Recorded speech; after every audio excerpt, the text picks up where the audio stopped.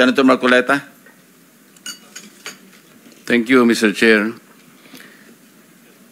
Mr. Secretary, a couple of days ago, in the last hearing when you were here, we somehow settled the issue that restitution is not a requisite for an applicant to the WPP. Is that correct? It's not in the law. But sa akin ko kasi, hindi lang po batas na nagdidictate dito. It's also what is morally right, what is expected of us. Yan po kasi, kahit hindi nilagay sa batas, mga given po yan sa ating lipunan. What do you mean by that, Mr. Secretary? Kasi wala nga sa batas yung ano. Wala nga sa batas. Yung Then, requirements ano batas? for admission to the witness protection, ang restitution is not part of it.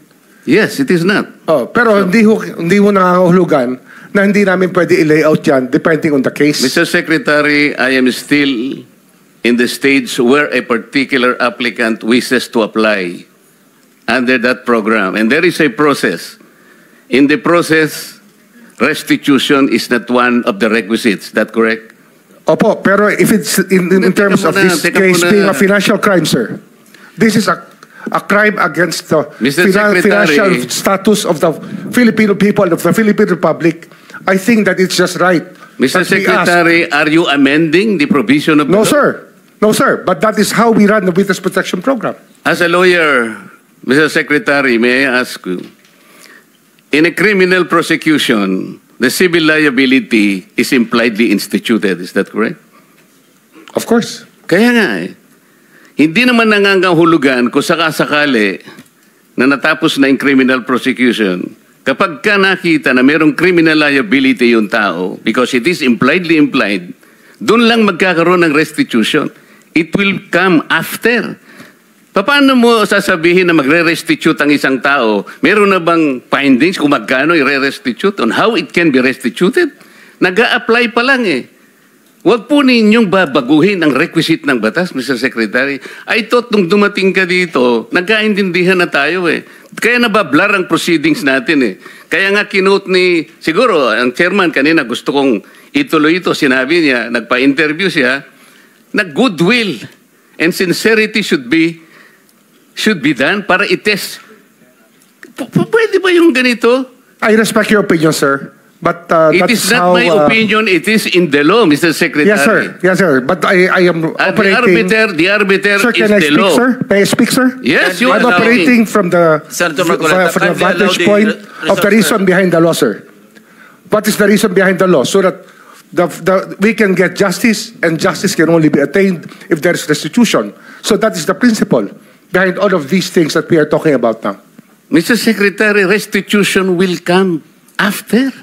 It cannot be. Sir, it can come before or after, sir. It can come before or after. You cite the law that it come before. Wala nga po sa batas eh. Huwag po ninyong babaguhin ang batas, Mr. Secretary. We are operating on a unique set of facts, and we are, all of these matters are being evaluated because the gravity of this financial crime cannot be underestimated, and that the more assets that we're able to preserve at the outset, the better for our country, sir. Mr. Secretary, I'm very sorry for such a reasoning like that. Alam mo, nakikinig I'm very sorry, sir. Also, sir, I'm very sorry too if you do not agree with me.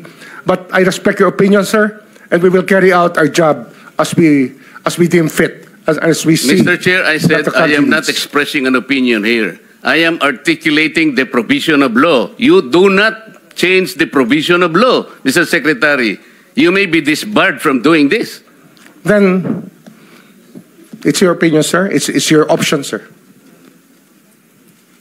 Sinabi ko na nga, hindi ko opinion ito. I am articulating then it's your option, sir. It is what you wish to happen. That you may proceed. Ikaw ang with nagbibigay ng opinion, nilalagay mo yung restitution to test the goodwill of a possible applicant. It is not in the law. Unless you are able to point out the provision of law that it come before. Hindi ganun eh. Sabi mo na nga, and we admitted, impliedly instituted ang civil liability, but this will come eventually after the court has pronounced kung magkano ibabalik niya kung meron man. Not before. Thank you, Mr. Chair.